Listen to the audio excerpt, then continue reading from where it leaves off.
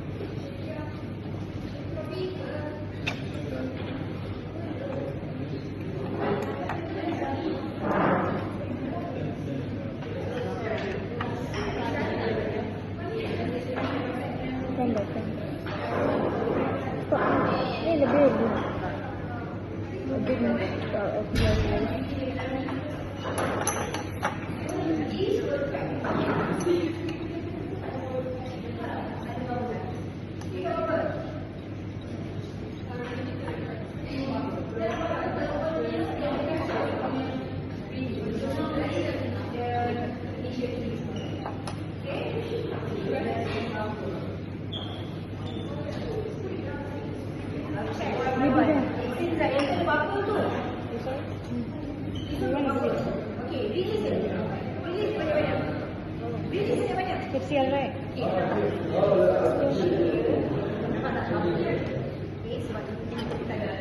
Heading this first and then we do.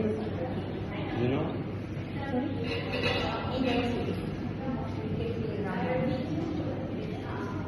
Okay.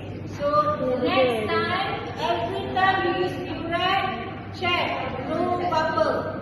In the video, they show you how to do. Either you start slowly or you release.